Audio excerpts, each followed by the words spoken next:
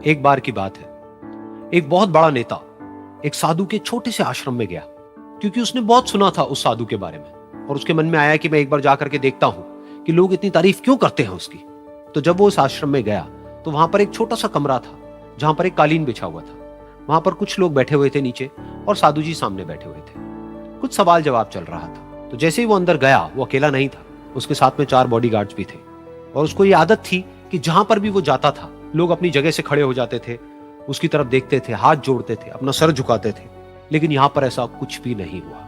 साधु ने उसकी तरफ देखा तक नहीं, क्योंकि वो साधु किसी के सवाल का जवाब दे रहे थे। लेकिन नेता को इस बात पे गुस्सा आ गया। नेता को लगा कि ये मेरी बेइज्जती है। तो उस नेता ने साधु की बात को बीच में ही काटते हुए थोड़ा गुस्से से कहा, मैं आपसे कुछ कहना चाहता हूं। साधु ने उसकी तरफ देखा और बोले, आप थोड़ी देर रुकिए, पहले मैं इनके सवाल का जवाब दे लूं, उसके बाद में मैं आपसे बात करूंगा। तब तक अगर आप चाहें तो आप बैठ सकते हैं। बस साधु का इतना कहने की देर थी।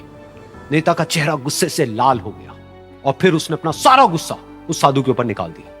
अभी तक वो नेता बहुत ही तमीज से बात कर रहा था, यानी कि आप कह करके बात कर रहा था। अब वो तू तड़ाक पे उतर आया। नेता ने उस साधु को कहा, तुझे पता भी है मैं कौन हूं और तू किससे बात कर रहा है? साधु ने उसकी तरफ देखा और कहा, मुझे इससे कोई फर्क नहीं पड़ता कि आप कौन हैं, लेकिन आप जो कोई भी हैं, अगर आप चाहते हैं कि मैं आपके सवाल का जवाब दूं या आपसे बात करूं तो आपको कुछ देर रुकना होगा। और साधु के ये कहते ही नेता गुस्से से पागल हो गया और वहीं सबके सामने चीखने चिल्लाने लग गया, अब मैं तुझे तेरी असली औकात दिखाऊंगा। तूने मुझसे पंगा लेकर के ठीक नहीं किया है। तुझे पता भी है मैं तेरे बारे में क्या सोचता हूं।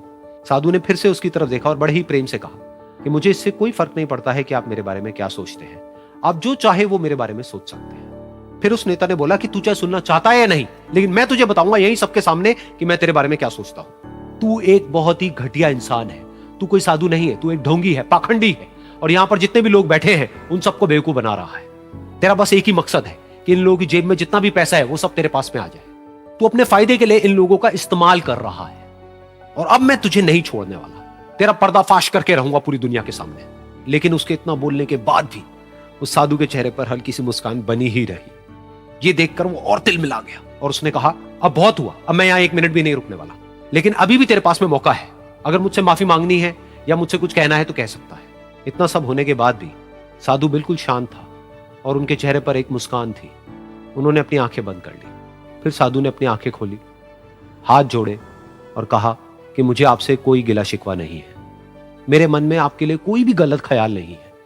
जो भी आपने मेरे बारे में कहा वो आपकी अपनी सोच थी। तो मुझे आप में कोई भी बुराई नजर नहीं आती है। मुझे आप एक बहुत ही भले इंसान लगते हैं। और साधु के इतना कहते ही नेताजी का दिमाग 7वें आसमान पर पहुंच गया। उनके चेहरे पर एक अजीब सी खुशी थी, क्योंकि उस साधु ने वो ही कहा जो बाकी सब लोग उस नेता को कहते हैं। और वो खुशी खुशी उस आश्रम से अपने घर की तरफ चला गया और जा करके अपने पिताजी के साथ में बैठ गया। उसके पिताजी की आंखें बंद थी और वो ध्यान में थे। पूरी जिंदगी उन्होंने सिर्फ लोगों की सेवा करी और बदले में कुछ भी एक्सपेक्ट नहीं किया। तो थोड़ी देर बाद जब उन्होंने अपनी आंखें खोली और देखा अपने बेटे को अपने साथ बैठे हुए, तो उनके बेटे के चेहरे पर आज एक अजीब सी खुशी थी जो आज से पहले उन्होंने कभी नहीं देखी थी। फिर उसने एक एक करके सब कुछ बताया कि आज क्या हुआ, किस तरह से वो आश्रम गया, वहां पर क्या हुआ, उसने क्या कहा, उन्होंने क्या कहा।